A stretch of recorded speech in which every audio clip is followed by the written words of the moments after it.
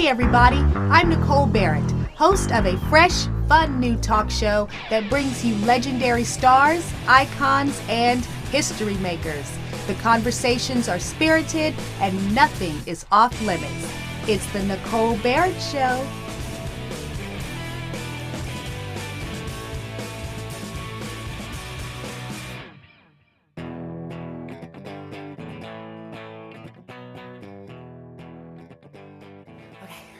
I'm going to ring the doorbell. Oh. Ooh, shalom. I better not say Merry Christmas. Oh, Nicole, it's so good to see you. Welcome. Oh. That's a bit much, okay. Thank you so much for taking time out of your busy schedule. Yes, it's a busy schedule. The only actress put on contract by Rodgers and Hammerstein, is that correct? That's correct, yes. Wow, so what was that experience I was the first and last. like? Well, it was so great for me because, you know, I was never under contract to a movie studio. And at that time, you know, if you were under contract to a studio, you had to do what they wanted you to do 24 hours a day. And for me, this was wonderful. I mean, the fact that they wanted me under contract to them, and I did Oklahoma the film under that contract. I did Carousel the film under that contract, and I did Oklahoma on the stage under that contract all over Europe, which is where I met my husband Jack Cassidy, who was playing Curly at the moment, at that time. And then I went on to do another show for them on Broadway. I did South Pacific. In the chorus, of course. You gotta wash that man right out of your hair. Yeah, I wasn't the star though. I was in the chorus. Now, that who was my starring first, in it that when was you my were first in show. it? Was it Mary Martin? No, she had just left the show because it was about the last 2 months of the show on Broadway, and it was. Let's see, I'm trying to remember now. Martha Wright. Oh, Martha Wright was the star then. You know, I have to give a quick shout out about Mary Martin because we just lost Larry Hagman. I know. Her son, and he was someone I knew, and in fact, I was at his very last public appearance. Were you? The week before he died, yes. Really? It was, and we had no idea. No kidding. Where was that? In Dallas, Oh, he was there. because he's shooting the new of Dallas series. Of course, he's shooting the Dallas series. Exactly right. Exactly. And we were there, and we knew, of course, about the cancer, but he seemed like he was in great shape. He looked, the last time I saw him, he was great. We talked forever, and he seemed very healthy. You know, I knew he'd had a lot of health problems, but still, it was a shock, you know, when he died. And he was working right up to the end. I know he was. And Isn't so that great? we always loved Larry because one thing about him, he was always proud to be Peter Pan's son. So we have to acknowledge that. That's the one thing he always said. You know, he never even had to call his mother's name. He would just say, "I'm Peter Pan's son." That's so cute. So we love that. That's very cute. Now, as far as Broadway goes, you worked on the stage, and then you made the musicals on film. Right. Now, how is that different from doing, other than doing it live every single day, when you're singing on camera, dancing on camera, what's the feeling like? I mean, how is it different from being on stage? Well, it's very different because it's not live. Right. I mean, you know, you rehearse. When you do at least when I did musical motion pictures, you rehearsed it just like a Broadway show. I mean, you would rehearse the dances and all of the songs then were pre-recorded. You know, they don't do that anymore now. I think the last show was, I forget what's his name, didn't want to wanted to sing live. So, but everything was pre-recorded, and I would sing with my own voice on the screen. You know, and that was the way it was then. So none of it was, you know, live really. I mean, when you do a Broadway show, you know, you never know what's going to happen because it's all live in front of an audience. And I remember when I screen tested for Oklahoma, you know, they sent me came out to California here to screen test. I was very young. I mean, I was just out of high school, and I'd just done South Pacific and a show called Me and Juliet, which was also Rodgers and Hammerstein. And I was in Chicago, and I played the role of Juliet, which was a featured part, and sang one song. And I'd done that show, you know, for a few months. But when I came to screen test for the role of Laurie in Oklahoma, Fred Zinnemann, who was the director, a wonderful, wonderful director. I mean, I was so lucky to have him direct my first film, you know. It was really fortunate. After I did the test, he came up to me and he said, "Have you ever acted before a camera before?" And I said, "No." And he said, well, don't change a thing. He said, you're a natural. And a lot of actors, what my point here is that if you've done a lot of stage work, I mean, been on the stage for a year or two doing a show after show after show, sometimes it's very difficult to do anything in front of a camera because you're so broad. You understand what I'm saying? You're so broad that you can't bring it down. And that's kind of what he was saying to me, you know. You're so natural, you know, don't try to do anything else. Promises. Can he save anybody? Can he? Can he? Anywhere, anytime. In the tent, standing up, laying down, or any other way. And he's got plenty of ways. Lulu? Was you saved by him, Lulu, honey? Sister, I was saved by him way back in Schonheim, Kansas. Love. Love is the morning and the evening star. And what is love? Not the carnal, but the divine love. Oh, he gave me special instructions back at the pulpit Christmas Eve. He got to howl and repent. And I got to moan and save me, save me. And the first thing I knew, he rammed the fear of God into me so fast I never heard my old man's footsteps. The next thing I knew, I was out in the cold, hard snow in my bare little stuff. Save me.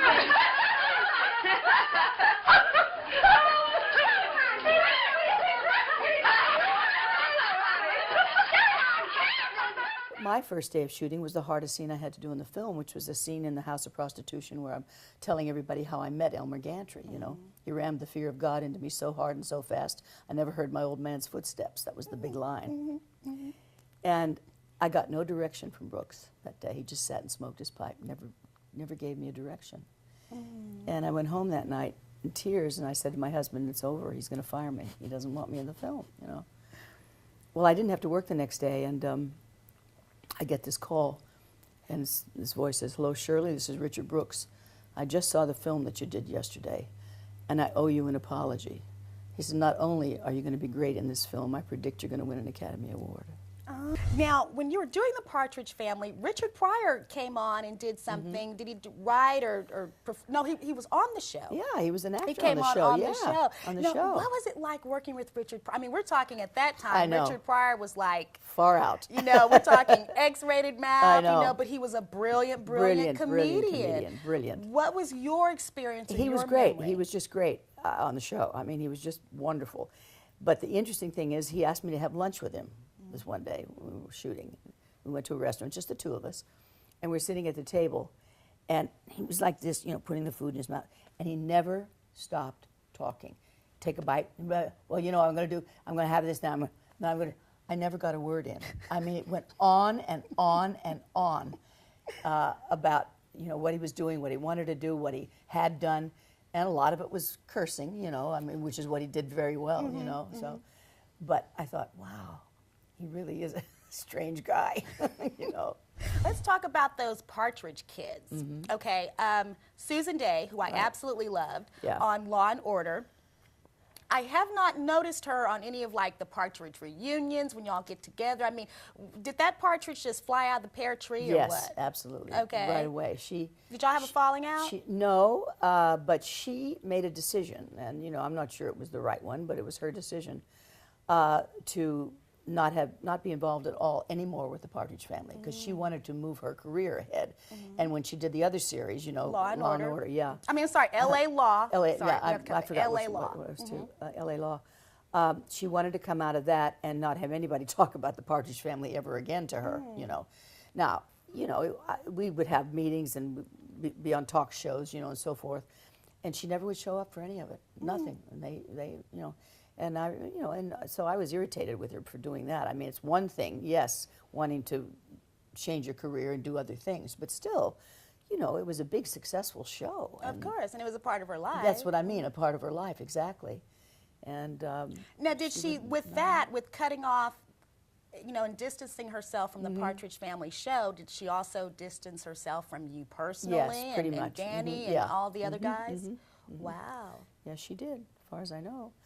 I think she had a big crush on David, you know, for a while, big crush, but it never went anywhere. and she had an eating problem then. You know, she was. Yes, I remember hearing about that. Yeah. She was. I forget the name of it. You know, she ate. Bulimic. Yeah. She ate carrots. That's all she ate every day, and her hands turned bright orange. Wow. Wow. Well, now let's talk about. Okay, and he is still my boy. Danny Bonaducci. Danny, I don't care what you do, okay? I don't care how many times you go to rehab. Please make it Celebrity Rehab. I love Danny. That's now, funny. I saw him on Celebrity Rehab. I know you saw it too. So you tell me, when he was a little boy, and one of the cutest little boys ever, I think, and one of the ever best on actors television. of all time. Definitely a Child great actor, a great child actor. Absolutely. I mean, he had comedy then, you know. Absolutely. When you were watching him and working with him as a boy, did you ever see any signs that maybe he won't be able to handle the fame? Was he ever, I mean, was there ever anything sure, that, yeah. you know? He was, you know, he had a terrible home life. I mean, it was so bad. His father beat him, and, you know, it was that kind of a home life. So he was miserable at home, mostly. I would have him come to my house on weekends to be with my kids. And you knew that You at know? the time? Oh, yeah, everybody knew it. Everybody knew it. And so it was tough, but he was so smart and so bright and so into what he was doing, you know, and every once in a while on the set I would have to take him and say, okay, now let's cut it out. We have a scene to do type thing, you know. But he would listen to me, you know. I mean, he was, you know, I became sort of a second mom to him, you know, and he would listen, and I still am. I mean, you know, when he was doing those things on television, you know, drinking liquor and swearing and everything until I called him and I said, what are you doing? What are you doing, and why are you doing this? You know, and he said, oh, Cheryl, you know, I didn't want you to see it. I said, well, I saw it, I heard it, you know, so. No, we're still friends. That's good. I love Danny.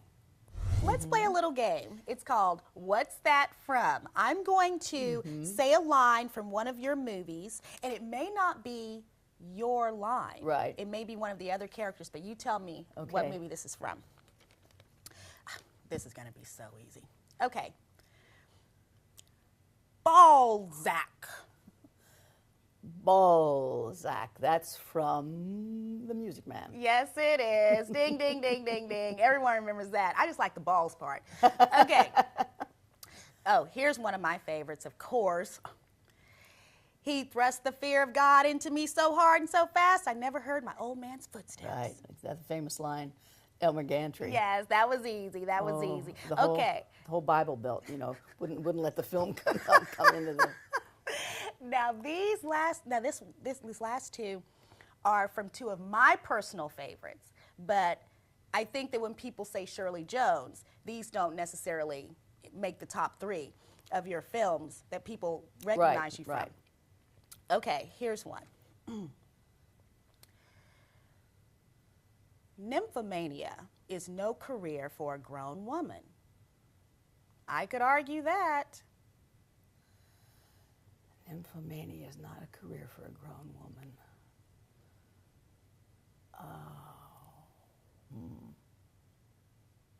Was it a motion picture? Yes. It was.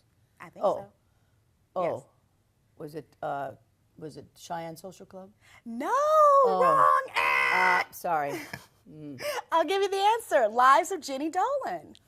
Oh, The Lives of Jenny Dolan. Yes, it wasn't your line. You're sitting there and he says, Jenny, nymphomania is no career for a grown woman. Yes. And you say, I could argue that. Got her. Okay. Now, here's another one, and this is one of my favorites because I think it's just really one of your best roles. I was listed in every black book on campus under girl most likely to.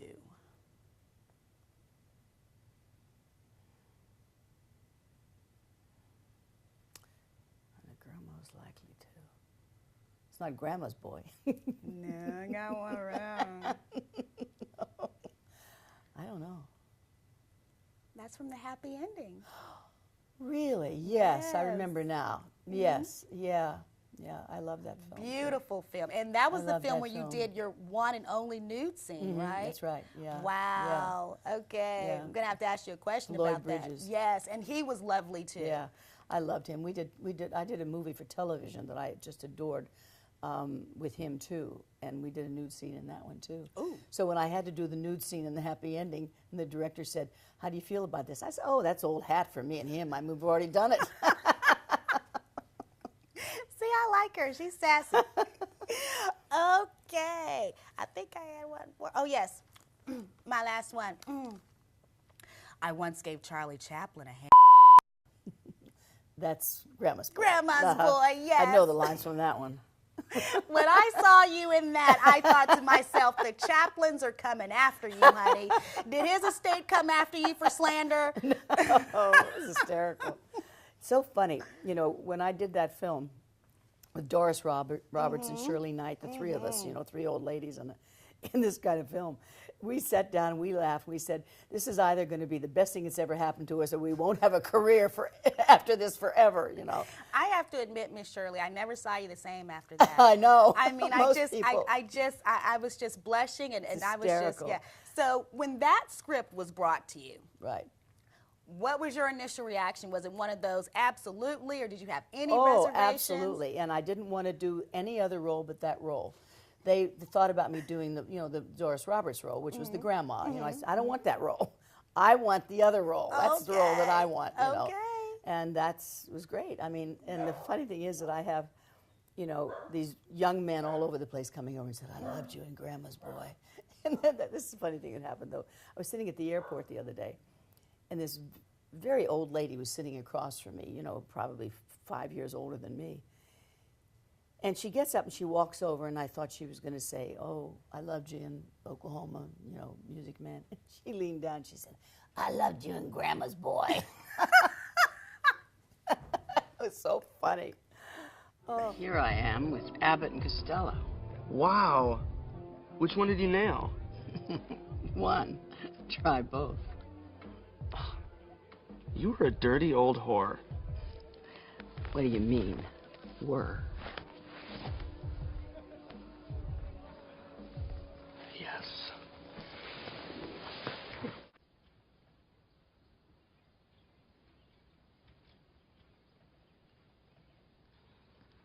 Grace, I have a confession to make. You were my first. Really? Oh, that's sweet. Let's see. You were my, I don't know, 3,000 something. Word up.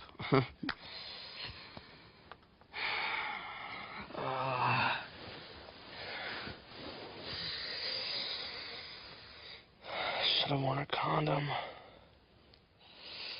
Oh, let me ask you this. Is it true that you were up for, and I heard you were kind of upset when you didn't get the part in About Smith that Kathy Bates got? Yeah. Is that true? Yes, true. That's right. Okay, let me just say this. Kathy, you know I love you, girl. And I remember that full nude scene you did, and that was brave. That was very, very brave. But Shirley, so would you have done that? Full nude scene, gotten this up? Probably. Now, why I had to. Why did you want that role? Because I loved the part. Yeah. I loved the part. I loved the story. It was a great story. It was a great story. It is a great story. Oh, And I yeah. thought Jack Nicholson was just Oh, superb. he was fabulous, just fabulous, you know. And yeah, and I wanted to work with him, and I wanted, you know. Yeah, I did. I loved that part. And was it disappointing when you didn't get it? Yeah, but I'm not a big, you know. Yeah. You're not going to hold any grudges? You know, that it's interesting, Nicole. My feelings about the business I'm in is that it's a business. It's not a way of life for me. Never has been. I mean, I enjoy what I do, but it's my business. It's not, when I come home, I don't discuss anything I've done, don't talk about show business, don't do any of that, you know, and that's always been my feeling, you know.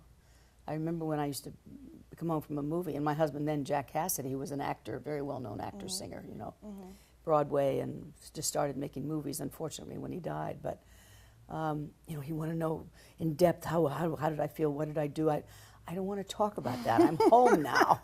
I want to see my kids, and I want to go have a good dinner. I don't want to, you know, and I've always been that way.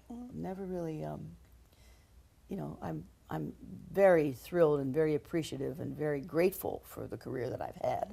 That's for sure. And, you know, as I said, other tthan being a veterinarian, I don't know whether I would have wanted to do anything else. But it's never been something that I say, oh, I'd like to discuss it 24 hours a day. And, you know, I did this and I did that. And I did, you know, that's not who I am.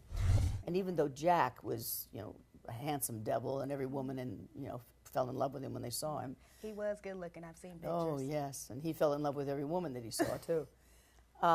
Oops. But it's in my book. You'll read it. Okay.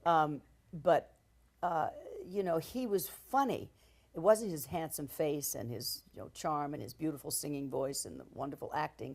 He was funny. And the thing that Marty is, as you know, is a comic. But he, you know, as people say, how could you be married to that man for 35 years? I said, you know what? As long as I laugh more than I cry, I hang in, you know. Okay. And that's the truth of the matter. Okay.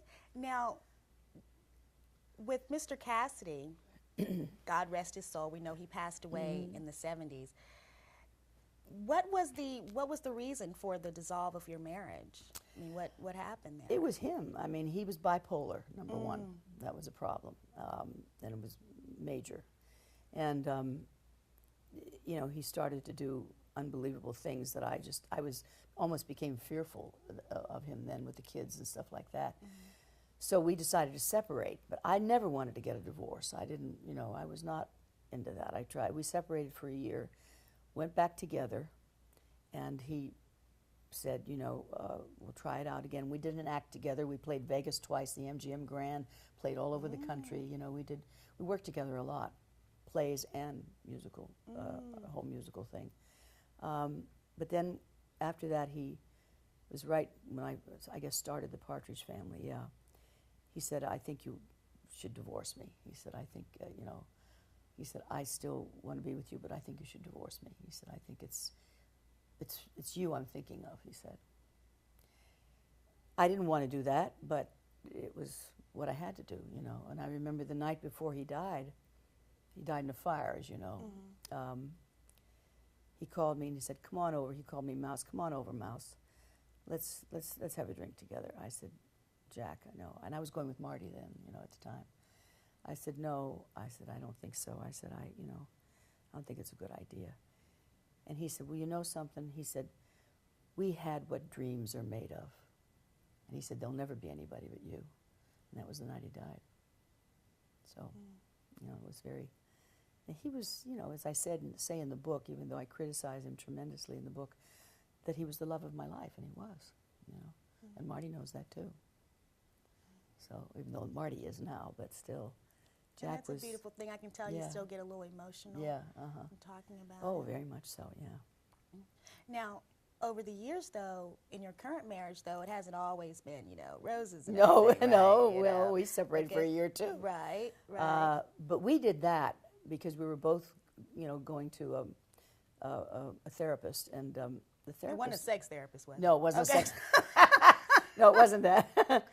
But the therapist was a very, very interesting guy, and he had written a book just about this, and he said, the two of you are so directly opposed as people, but that works sometimes and can work well. But he said, when I have couples like you, he said, what I suggest, and he said, you can do it or you don't have to do it. I suggest that you separate for a year and don't have any communication with each other. No phone calls, no letters. Have somebody else do it for you. You know, I mean, if you need to talk about something, have a secretary or, you know, an agent or somebody do it. But he said, in 50% of the cases I've done this with, they got back together and have a very happy marriage. Well, I don't know if I like those odds, though. 50%, though, isn't that high to me, but go ahead. Well, we decided to do it, and we had a house, you know, a house in Beverly Hills, and I decided I wanted to move out of that and let Marty stay in that. Everybody said, how could you, why don't you kick him out and you stay in the house? What's the matter with you? You got the, you know, that usually the is kids the rule, and things. I know. Okay. But you know what? It's very interesting, Nicole. I had been married all my life and never really had a moment where I lived alone. You know, I never had an apartment by myself. Even when I was young, I had a roommate. You know, I had another woman. And I thought, I need to do this. I need to get out on my own. I need to be alone for a while. So I wanted to move out, and I did. I got an apartment right here in the valley, and it was very sad for the first 3 months. I remember coming home with my groceries in this little apartment, and on one side I had 2 gay guys, and on the other side I had 2 lesbians, and they were fantastic. Now that's a dream. That's a movie right there. We'll talk about that later. They were great, though. They became great friends to me, great helpers to me. And because the tears were rolling down my face, and the one the gal said, "Come on in and have a glass of wine with us. We'll talk about it." You know, they were wonderful, both sides of the apartment house, and I got to where I really enjoyed the life. Yeah, you know, I did. You know, it was pretty good, but toward the end of the time, I think we had a month or so to go, and the therapist said, "Shirley, I think you and Marty should try to get back together if that's what you want to do." I said, "Yeah, I think I do." I said, "How does he feel?" He said, "He definitely does." He said, "We got other things we got to do, I know. Will you reconsider doing Playboy?" Playboy? I'd love to do it. Yeah? Yeah. Well, they wanted you. Well, What but they want me happened? naked. And Well, honey, it's Playboy. What do you think it is? Good housekeeping? My body is too old for Playboy. But if they want you, now come on, we're talking Hugh Hefner. If Hugh Hefner says, "I want her," he must know what he's getting. I mean, this could be a epic. Not me. No. I said I'll take certain things off, and that was as far as I would go. I wouldn't go any further. And he wanted much more. I know he did. Okay, so he couldn't talk you into it. Nope. No fully nude Shirley. I have had the most wonderful, wonderful time. Thank you so much, Thank you, Ms. Nicole. Jones, for talking with me. You're a very good interviewer. Oh, thank you so much.